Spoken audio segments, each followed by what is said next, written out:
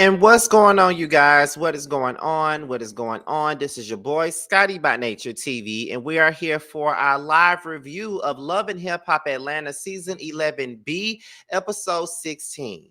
What is going on, you guys? I hope you guys are having a wonderful Tuesday night, honey. I hope you guys are. So this was the first episode of the second part of season 11. It was kind of slow, kind of slow, but there are some points in there that I don't mind discussing. But I'm not really expecting too much out of a first episode of any reality show these days, because we gotta get reintroduced to the people and stuff like that. And they're coming off a rugged time with this whole Erica Mena and Spice thing. So I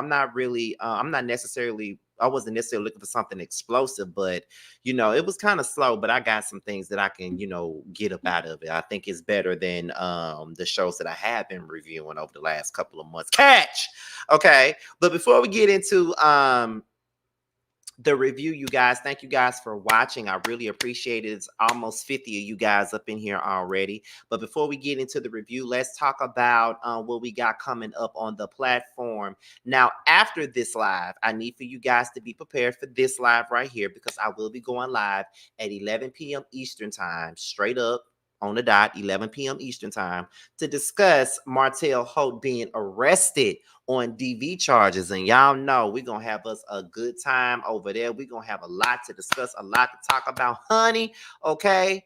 I might open up the lines. I just might. I don't know. Just depends on how I feel, but I probably won't, because it's going to be so late and I'm tired already. But yes, we got a lot to talk about when it comes down to this. Okay. So make sure you guys tune into this live right after this one. After this live is over, we're going to take some time to decompress and then get into this live. Okay, so make sure you guys tune in to that. Then on tomorrow night, be sure to tune in to the Chasing panel, which stars Scotty by Nature, Jamar 84, giving you the real tea, Tramel, K-Star, and Jeremy Speaks TV, as we talk about the 12th episode of Chasing Atlanta. And then on Friday night, we'll be back to do the live review for the Bell Collective reunion. And we'll also be back on Saturday night to do the live for the Love and Marriage Huntsville reunion. So make sure you guys get into both. And not to mention, on Thursday night, we will be over on Josiah's World TV's page. We'll be back on JoJo's page. Me, JoJo, and T will be over there on Thursday night. Discuss Housewives of Potomac is going to be a great live. And, when the three of us get together, we're going to do we do our due diligence. And we're not doing roast review this time around, but however, we will be doing collaborations as a threesome without so much weekly obligations. We're going to be doing collabs together here and there and stuff like that on each other's page. So get ready for that, all right? Because I know you guys love the three of us together, me, T, and JoJo. I know you guys love us together, and we'll still be working together, even though we're not doing roast review for Love and Hip Hop this time. We've decided not to, but however, we will be doing other collabs with the three of us. So make sure you guys be on the lookout for that. So with that being said, that's pretty much all that I got for the church announcement. So we're gonna go ahead and get into the review. All right. So I guess they pick up where they left off by basically updating us as far as the people that's watching the show, where they are and what they're doing. Rasheeda, Georgia Prune, she's now the matriarch of the show, but she's basically letting us know that Frost Bistro is doing well. She's having her a great time, is doing numbers, and everybody loves Frost Bistro. Okay, everybody loves that. So she's saying that, but it's Atlanta. You never know what could happen in Atlanta. So then Sierra says that she's been in shambles. Her business is all over the place. Okay. Everything's not looking too good with her businesses. And not only is her business is all over the place, but her damn divorce to Eric is also all over the place. And she has not received any support from any of her friends, and she feels alone in this situation. Karlie is saying that this time around it's giving main character energy at this time, meaning I ain't been doing shit the last 2 seasons. I ain't been doing shit since season 9. So now we at the second part of this season, and we finna see my face all the time. I'm finna get the mess started.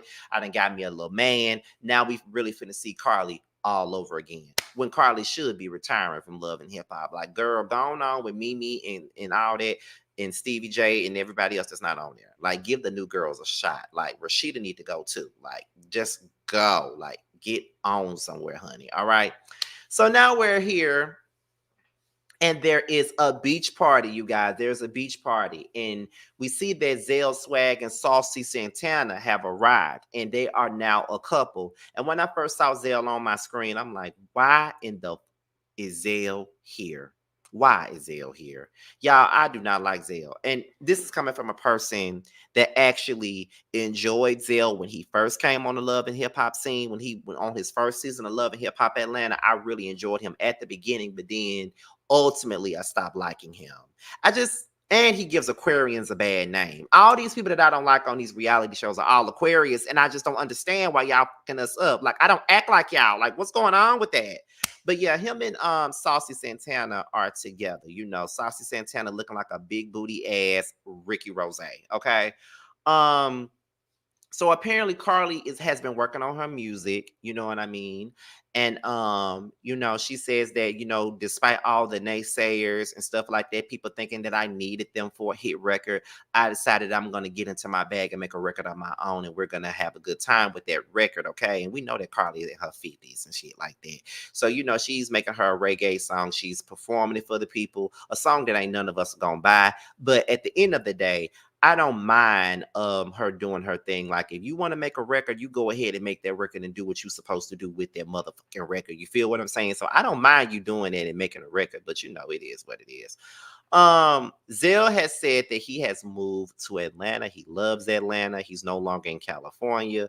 Keyword, I moved to Atlanta for a check because, you know, I really live in LA, but I moved to Atlanta for a check to be on Love and Hip Hop Atlanta so I could get the publicity off my man, Saucy Santana. That's the only reason why we're here. Okay, that is the only reason why we in this bitch in the first place. All right. Let me say first things first. Oh my God, Lyric London from Chasing Atlanta season 1. I am honored to be bae in your eyes, honey, because we all know that you was fine as hell. Well, I ain't gonna say was, but we all know that you fine as hell. So for you to call me, for you to say that Scotty is bae, that means that I'm really a fine motherfucker then. Okay? And I ain't even dressed up. I'm fresh from a nap, honey. Okay? Period. But shout out to Lyric London for tuning in, all right? Let's see. Karlie got a new man, and his name is Ty. And one thing for certain, and two things for sure. Karlie is going to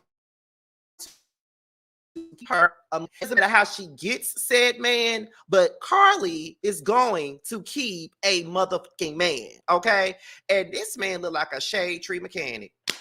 I'm just saying, where did she find his man in? Is my question. Where did Karlie find this man? Did she find, like, did she go and get an oil change or something like that and found him when he was changing her oil or something? I'm just trying to understand because he looked like he can fix the fuck out of a motherfucking car. Okay, so what happened? What happened, girl? What happened? Where did you find him at? Because, you know, you can always find you a man somewhere. You always find you a man and you bring him on the show. And then, you know, sometimes this man be a fraud. Sometimes this man be beating on you and stuff like that. And now you got a shady tree mechanic. I'm just saying, but he looks like a regular man. That's probably what you need at this particular point. Because you done brought a whole bunch of men on this show. Like, you've been sitting up here. You had Lamar Odom on this month. You had Sean Garrett on this month. You were still fucking on Jock for many, many years. Okay, you had Lyfe Jennings on this month. Like, you have had so many damn men. And I feel like this. If Lyric London is saying that Scotty is bae, then why can't Scotty have a line full of niggas like fucking Karlie Redd do? Because she have a man every damn season. And it'd be hard for me to find a damn man half the time. So it'd be like, girl, what gives, girl? I need to get some of her superpowers. Or not. I need to get some of her superpowers. But you know, it is what it is, okay? But Jessica, Amy, and Bambi, they were sitting down having this conversation, and they were saying that Karlie Redd looks good. They're right. She do look good. Her face has been fixed. I don't know what she did to this face of hers, but she looks good. Okay, she looks better than what she been looking. You know what I mean? Because baby, Karlie has been looking like a damn flamingo by the face for the last couple of seasons, and And that's my thing. These girls be so damn insecure about themselves and they go and fuck with their face when they don't have to fuck with their face. I don't know why y'all messing with y'all face because y'all don't really have to do that. I don't understand that, but it is what it is. Like, why y'all messing with y'all face? Why y'all messing with y'all face? Why y'all fucking with y'all face? Ain't nothing wrong with the way y'all look. That's all I'm saying. That's all I'm saying. Ain't nothing wrong with the way y'all look. So why y'all fucking with y'all face? But she looks good though. She looks good now. Now she looks good.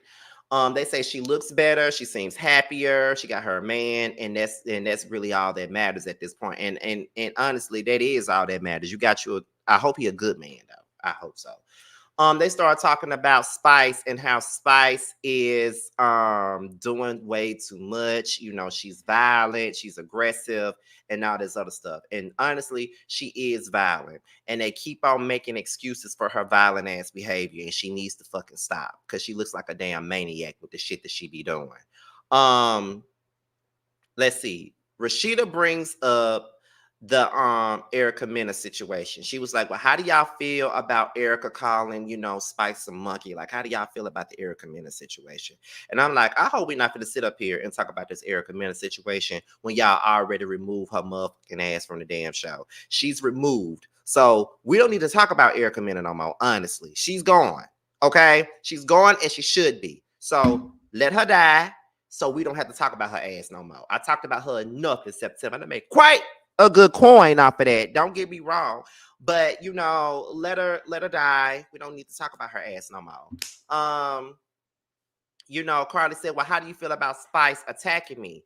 Now, Rasheeda wants to hold Erica accountable for calling calling Spice a monkey as she should. You know what I mean? She should hold her ass accountable. She had no business saying the bullshit to begin with. But she doesn't want to hold Spice accountable for attacking Karlie. She's sitting up here making all these excuses and she's saying shit like, well, Spice has been going through a lot of stuff. Like, she has a lot going on. She has a lot on her mind, and that's why she reacts to things to the way that she reacts to them. And I'm so tired of them making excuses for her ass. Like, I don't give a damn what she going through at this point. I don't care what the she going through.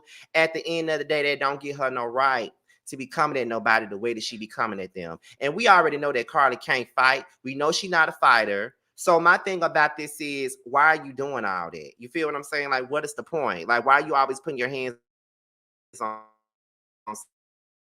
somebody? And just that don't give you no right to put your hands on somebody. Do you know how much stuff I went through last year? And do you know how bad I want to punch a whole bunch of bitches in a motherfucking face and in a neck and want to spit in a bunch of people's face and stomp them out? Do you know how bad I want to do that to a whole bunch of people?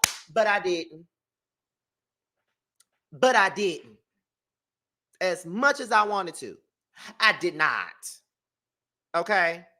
But the thing about it is, Rasheeda don't hold nobody accountable, but she the same up that won't apologize to K. Michelle, but want to sit on the blogs and lie and say that she did. Girl, we know you didn't. We know you did, Georgia Prune, so shut the fuck up. So if y'all like Rasheeda, y'all don't need to be watching this damn review because I'm dragging her for breathing. I can't stand Rasheeda. I'm going to drag her just for fucking breathing, and that's just that. If you can't take the drag, then you can go on about your business because that's one person I can't stand. Now, y'all sit up here and y'all talk about this Melody shit and this Portia shit. I don't halfway dislike them more than I dislike motherfucking Rasheeda. I can't stand Rasheeda, but put it on to make her want to marry me though. Okay. I don't even know why Jessica White is even here. Like, she needed to disappear as well. Because why is she here? All she did the whole first half of this season was cry about Nick Cannon the whole damn season. And I don't think I could take another half of this season with her crying about damn Nick Cannon, the baby maker. I don't want to hear nothing else about him at this point. Like, please don't. We don't want it. I don't need it. Like, no. So then Bambi says that she's happy about Karlie and things like that. She's happy to see Karlie happy. But wasn't you laughing at Karlie on that first half of the season, with everybody else? Okay. Bambi brings up Scrappy and Diamond. Now she says that her divorce is final with Scrappy. She was seen the very next day after the divorce was final at the BET Awards with Diamond looking a 2005 hot mess. And I'm just like, well, they did look They did look a Scrappy and Trillville crime mob mess on that damn red carpet, and Diamond still looked like my damn junior year in high school. She still looked like that. And when I tell you my junior year of high school was 2005 to 2006.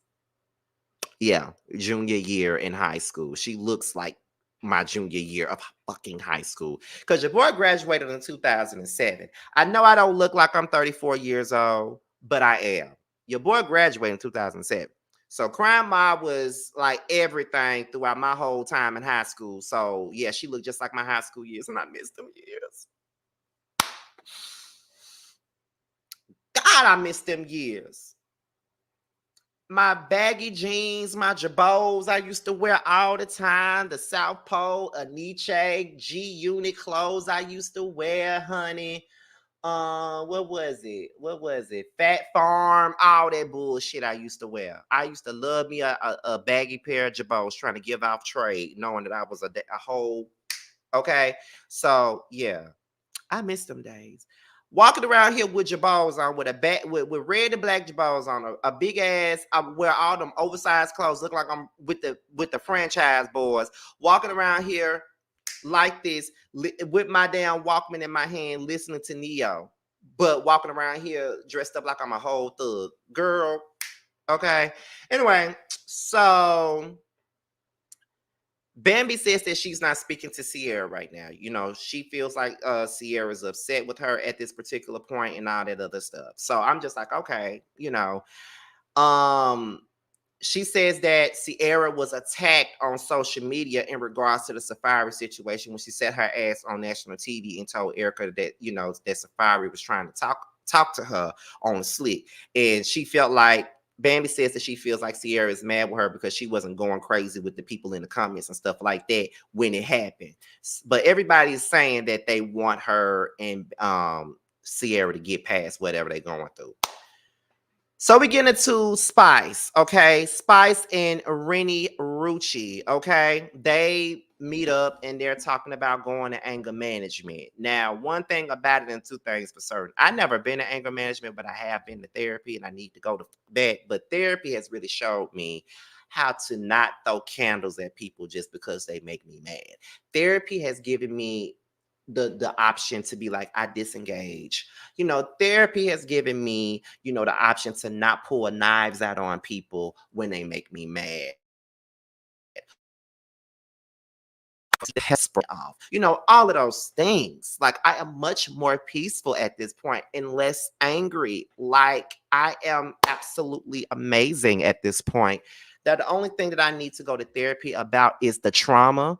But as far as my anger, I am good. Like, when people be yelling and screaming at me, I am very calm. And maybe that Aquarius nature in me, I be very, very calm, as calm as I can be. But when you take me up out of it, when you take me up out of there, it's a whole nother story. Now his face turns red and I'm screaming and I'm punching my hand like this while I'm talking to you.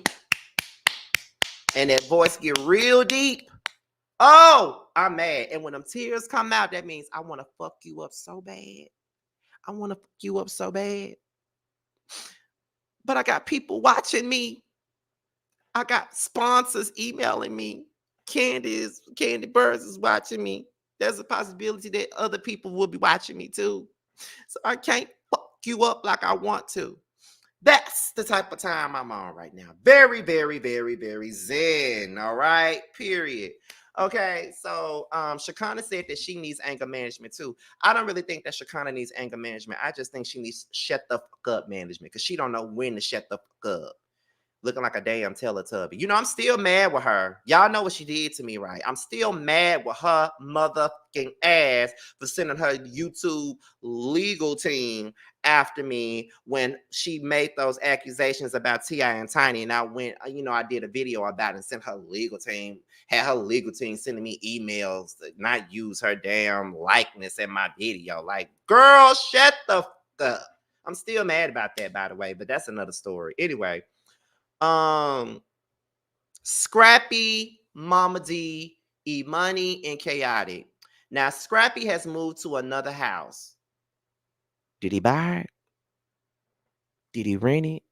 Either way, he got him a nice house. It's a nice house, honey. It's really look good now. It's a nice house. Now, Mama D said, he is out the palace. He got his own place now, and he's doing good and looking good. And Bambi never loved my son. Bambi never loved my son. Girl, let you tell it, nobody ever loved your son but you. Okay, let you tell it. Ain't nobody love Scrappy like you love Scrappy. And I think that don't nobody want to love Scrappy like you love Scrappy. Let's just make that clear. Okay. Um, Chaotic comes in, he's in the building, all happy go lucky as he always is. Auntie Donna comes in, and that's Mama D's sister. And Aunt Donna helped Scrappy get his credit up. She helped him get this house. And where was she at throughout all his trauma? Because Mama D really picked him up. Okay, she really did. But we ain't gonna sit up here and do this. But yeah, like you said in the comments, okay, she said she talked about Bambi wanted to be on TV. Like, yeah, like Bambi was already on TV before she even came to Love and Hip Hop, Mama D. Like, stop making it seem like Scrappy is making just famous and making them stars and shit. Because he can't even make himself a star no more. Let's start there. Okay. So stop giving your son that much credit, Mama D. Okay. I Deserve is a classic record, by the way. Don't make me start singing it because I know this shit word for word. Okay. And in that order. Okay. Imani says that Scrappy is a good father. And then, Scrappy talked about his BET Awards moment, how he was so happy to be performing again. And, Trillville Crime Mob, they performed at the pre-show, and he was so happy about that. I ain't see it. Chaotic wants to throw him a divorce party, and Mama D says she wants to help him throw it and says that Diamond needs to host it. I ain't never heard of no man having no damn divorce party. That's some Cynthia Bailey shit. Or some Fraudulent Park shit. That's what the fuck that is. I ain't never heard of no having no damn divorce party. But do you? Do what you gotta do, okay? So they're doing this puppet shit that Shakana came up with, and the only thing I gotta say about that scene was that it was funny as hell. That they was using puppets for anger management issues and stuff like that. I thought that was really cute. I'm not even gonna sit up here and lie. I'm trying to get through this review. But y'all trying to get me to sing I Deserve, and I'm not gonna do it. I'm not even gonna do it tonight. I swear, I'm as bad as I want going to. So Karlie and Sierra, they go working out, right? And I know this shit is glitching. I know it is because I see that shit on the side. I know it's glitching. But they go work out. They talk about Karlie's new man. And then after that, Karlie says that she wants Sierra and Bambi to be good. And Sierra said that the reason why her and Bambi are not friends because it all started with the safari thing.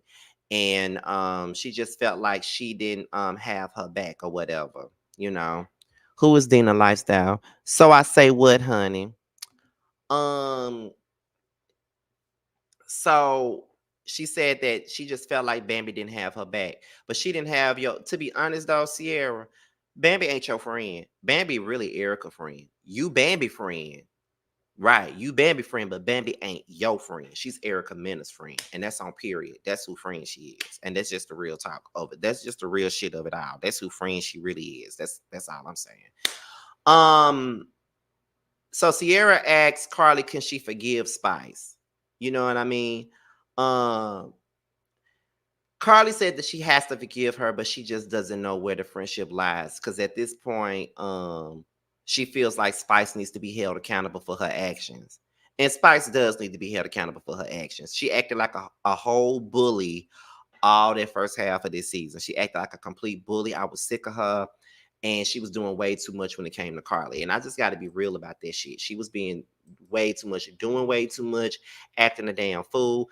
I just like, girl, what did Karlie really do to you for you to be acting the way that you're acting? Like, it doesn't make any sense. And it didn't make no sense, to be honest. They say that they need to work on their respective relationships with Spice and Bambi. If I was Karlie, I wouldn't work on nothing with Spice. If you put your hands on me and we supposed to be friends, that's it. I don't know how we can come back from that. Period. Um, Karlie says that at this point she feels like she's begging for the friendship with Spice. And I said that on the last half of this, on the first half of the season, like, girl, you were literally crying and begging Spice for her friendship, and she didn't want to give it to you. And I thought you looked like a dumbass for even begging for that friendship. Don't nobody want to be friends with somebody like Spice. I would not want to. It's too draining. Don't nobody want to be friends with nobody like that. Seriously. Nobody wants to be friends with a motherfucker like that. Period. No one does. No one does at all. So then we get into Scrappy and Erica. They on a date. Okay. And then, Scrappy explains the BET Awards thing with Diamond and stuff, and how, they were out just having a good time performing with each other and things like that. And then Erica says that she's wishing Scrappy all the best, and she's hoping that he's good. So then Scrappy starts saying how he regretted how things happened between him and Erica. He feels like with the mindset that he got today, if he had it back then, they would be together for about 30 years and have more babies. The mindset that you got now is still the same mindset that you had back then. Because if your mindset really, really changed, you would not have Erica and Diamond and Bambi be fighting over you at this very moment. So all this, my mindset changed, and if it was this way back then, things wouldn't have went the way that they did back then. They would have went the same way, the exact same way, because it's going the exact same way right now. So please stop it. Spare me with your lies. Please spare me, because it's all the same shit. You doing the same damn thing. Okay? You doing the same thing. And Erica just sitting up there absorbing the bullshit.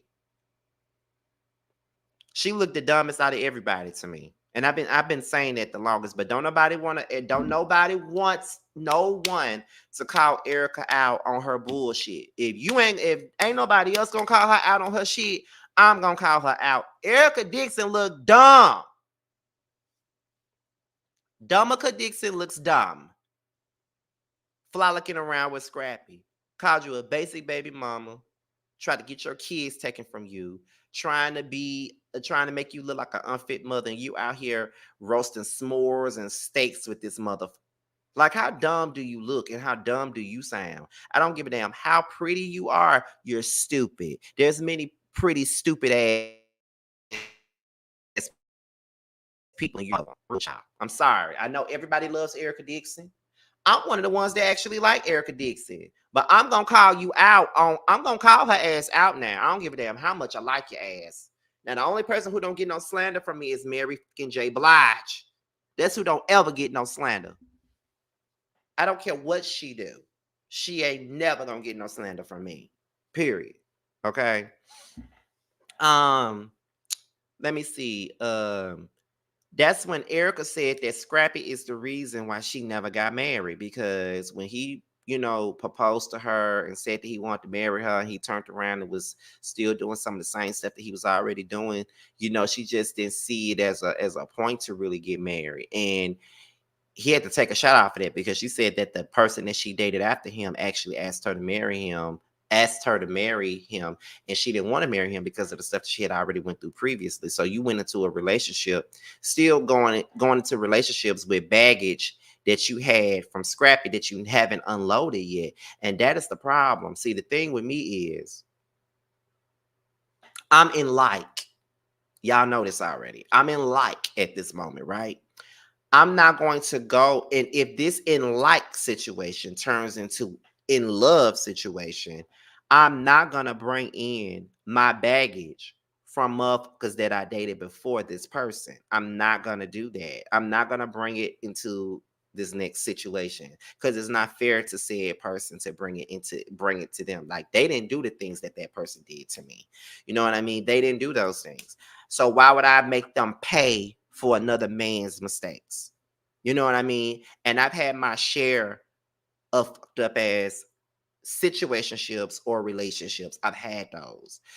I always say, especially now that my mind is clear and I'm growing and trying to heal from certain things, I don't ever want to go into another relationship where I'm holding on to things that already happened. I do have major trust issues. Honestly, I don't trust people. And that's one thing that I'm still trying to learn is, I am letting my guard down with a specific person and stuff like that. But I have major trust issues because I don't trust people so quickly like that. I can let my guard down and, do a lot of, make sure that I ride for you and I got you and stuff like that. But when I began to let those guards down piece by piece, just know that the feelings are growing when I let those walls down bit by bit. But you cannot do no bullshit to make me not trust you. Okay. Because I already come into a situation expecting the worst. But well, being prepared for the worst, not really expecting it, but being prepared for it. And that's not all the way good either. But I'm also not gonna bring in no baggage from another relationship. And that's exactly what Erica did. And that's why she couldn't move forward and move on and get married because she was still holding on to the baggage that she had with Scrappy. And look at her doubling right on back.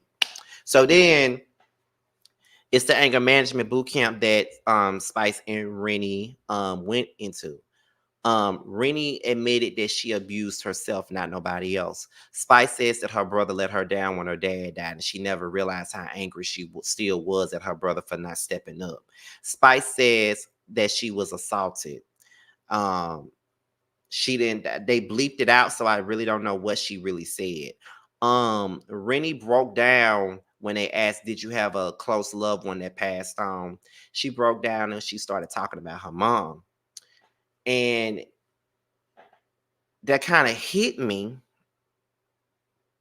because on the 27th, it will be the 2-year anniversary of my cousin Martell's death. And he was someone that was very close to me.